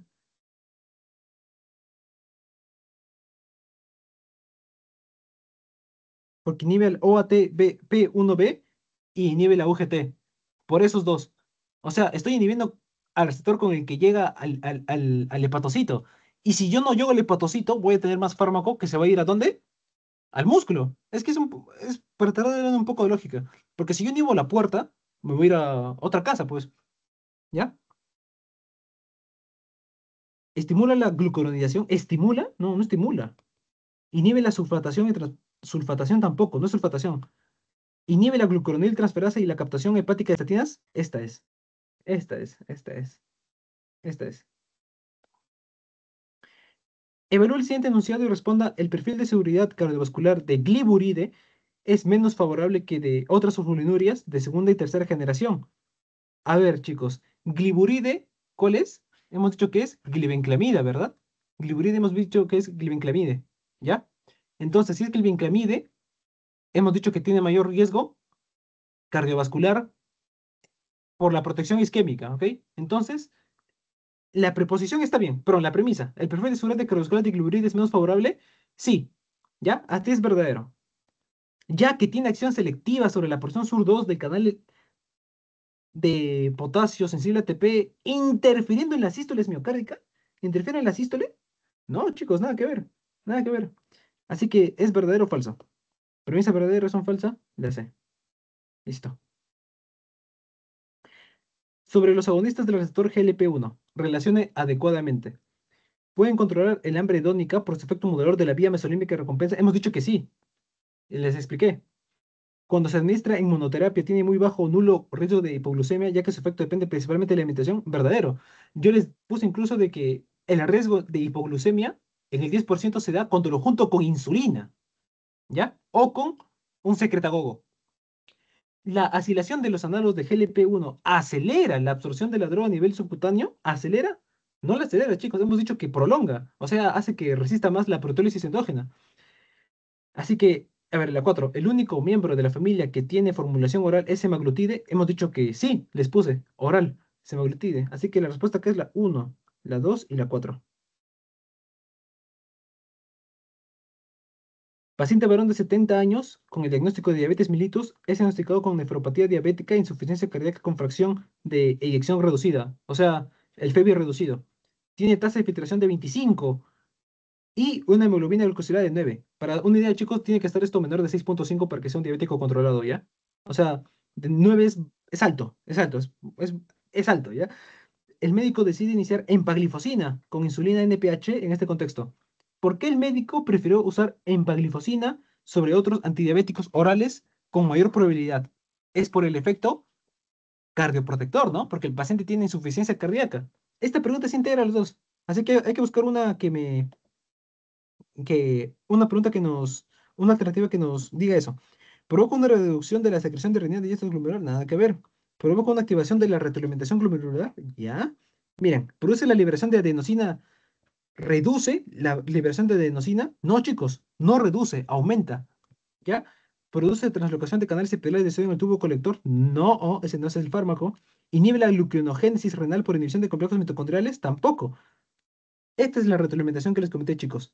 Retroalimentación tubuloglomerular, donde no va a reducir la liberación de adenosina, sino va a producir adenosina que me va a vasoconstruir, me va a disminuir la presión glomerular y por ello yo voy a frenar la progresión el daño fibrótico que tengo, ¿ya? Ese es uno de los efectos pleiotrópicos que tienen los inhibidores de SGLT2, ¿ya? Empadapaglifosina, nunca se olviden. Acá preguntaron empaglifosina. Puede que en su parcial final les toque dapaglifosina, pero estos tres fármacos nunca se los olviden, ¿ya? Empadapa y canaglifosina. acá, para recordar rápidamente. Empadapa canaglifosina, nunca se olviden, ¿ya? Y los cortes que les mencioné, ¿ya? Última pregunta, chicos. Un paciente diabético de 50 años acude al servicio de emergencia por visión borrosa, palpitaciones y sudoración. Visión borrosa, palpitaciones y sudoración. Estos son síntomas vegetativos, ¿ya? Bueno, la palpitación más que todo puede ser una angina, pero bueno, no hay que profundizar tanto en eso. Refiere tomar metformina y gliburide hace un mes. Inició terapia con fluconazol por onicomicosis. Acuérdense, chicos, desde la clase uno.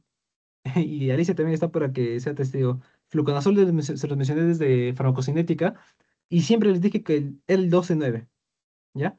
Tiene más, interviene con más tips, ¿ya? Pero esto lo vamos a profundizar más en la clase de antimicóticos, ¿ya? ¿Cuál de las siguientes opciones describe mejor la interacción? ¿Fluconazol inhibió CYP12-8? No, nada que ver.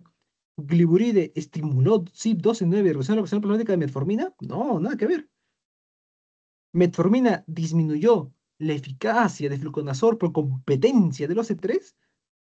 No, nada, nada que ver. OC3, ¿no? ¿Gliburide inhibió CYP12-8? Tampoco, no. ¿Fluconazol inhibió CYP12-9? Eso es correcto. Esto es correcto. ¿Aumentando la concentración plasmática de gliburide? Sí. ¿Y qué hemos dicho? Gliburide tiene más efectos, entre comillas, más efectos adversos cardiovasculares. Mi paciente me está viendo con palpitaciones. Ya con eso ya asocio y digo que, ok, hay un efecto adverso acá y que me está aumentando la concentración es una inhibición causada por fluconazol, porque está inhibiendo el CYP12-9. ¿Ya? La respuesta vendría a ser esa, la E. ¿Ya, chicos? Sé que esta clase es un poco pesada, chicos. Hay varios nombres, varias familias, pero espero que se haya podido entender. No sé si Wesley y Alicia están ahí. Si están ahí, pongan un like o algo, por favor. Ya para pasar el post-test.